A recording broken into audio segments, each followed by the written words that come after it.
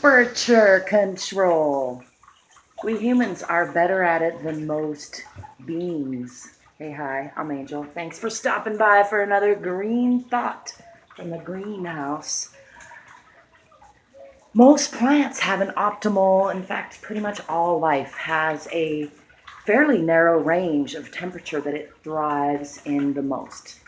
Granted, some things are more adaptable than others, and we are not the only creatures which have learned to use water or earth or wind flow to help control our environment, our temperature, to help regulate the temperature that we live in a way that helps us thrive. However, we may be some of the most adaptable as far as combining techniques. So we can use earth and water and plants and airflow and the ideas of different types of heat transfer, convection, radiation, inversion, evaporation, lots of techniques that we have, thermal mass, insulation.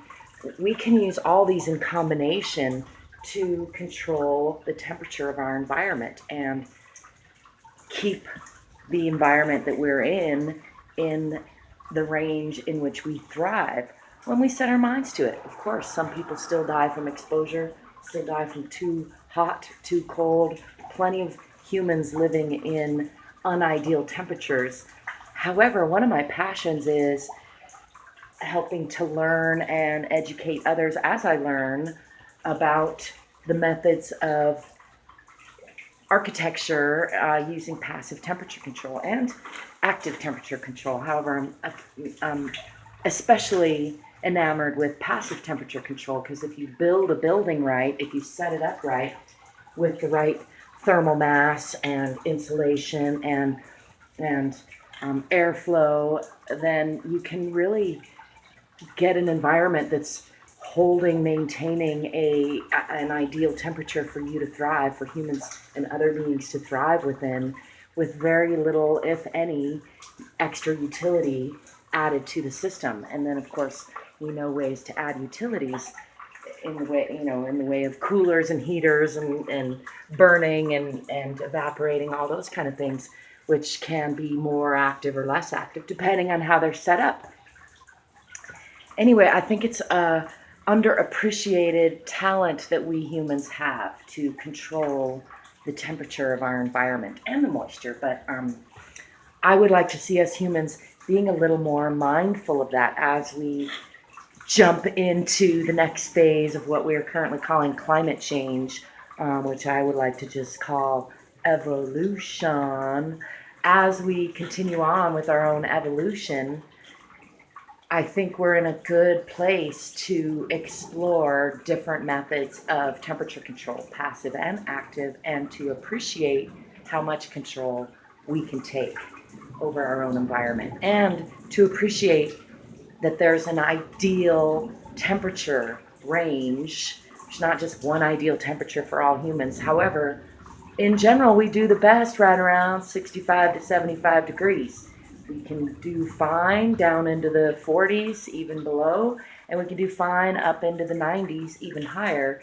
But when you get up over 100, our core body temperature ideally being in the 98 zone, when we start to get up above that, we start to have problems if we don't have methods of temperature control, or if we're not in ideal shape, or health, fitness, then that fluctuation of temperature can really take a toll on our health and our well-being and our enjoyment of life. So I think it's super important to think about what's your ideal temperature and then the other thing is that changes a little depending on what you're doing. So when I'm snowboarding, I like a temperature around 30 ideally, but it depends. The temperature definitely affects the quality of the snow, quality of the weather, the quality of my ability to breathe, even in cold extreme temperatures. And if I'm kayaking, I like it to be more in the 90s, 80s or 90s if I'm in cool water.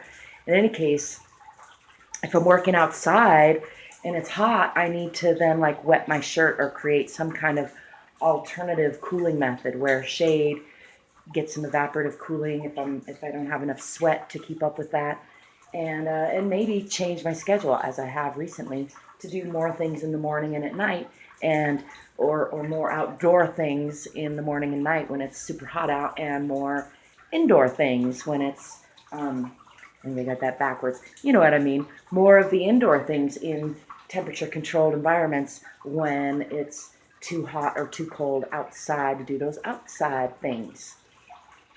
I'd love to know what you think of that. If you have any thoughts, are you using any passive temperature control methods? Are you using any active temperature control methods? Have you ever thought about how much control you have over the temperature of your own environment? Let me know in the comments. I'm in here watering the greenhouse. That's what this is. And as always, you can find ways to connect to me, ways to support me in the comments. No, in the description below. And until next time, I wish you peace, possibilities, optimal temperatures, love, laughter, and don't forget to play every day.